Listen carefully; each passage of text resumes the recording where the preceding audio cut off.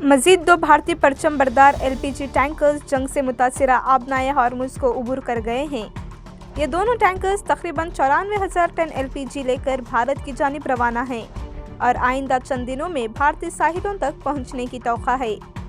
Reports के मुताबिक LPG career BWTYR कल मुंबई पहुंचने की तौक़ा है, जबकि BWELM 1 अप्रैल को न्यू मंगलुरु पहुंचने के लिए रास्ते में है।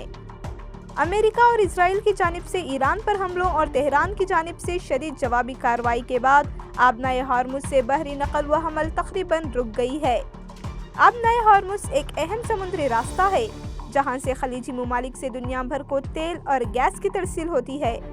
ताहम ईरान ने गुज़िश्ता हफ्ते ऐलान किया था कि गैर दुश्मन जहाज़ ईरानी हुकाम से रब्ता करने के बाद इस रास्ते से गुजर सकते हैं।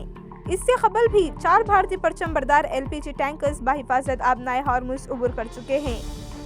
पाइन गैस और जगवसंत नामी टैंकर्स जो 92,612 टन एलपीजी ले जा रहे थे, 26 मार्च से 28 मार्च के दरमियान भारतीय बंदरगाहों पर पहुंचे। इससे पहले यमटी शिवलिक और यमटी नंदा देवी नामी टैंकर्स जो 92,712 टन एलपीजी ले जा रहे थे, 16 मार्च को गुजरात के मुंद्रा बंदरगाह और 17 मार्च को कंडला बंदरगाह पहुंचे थे।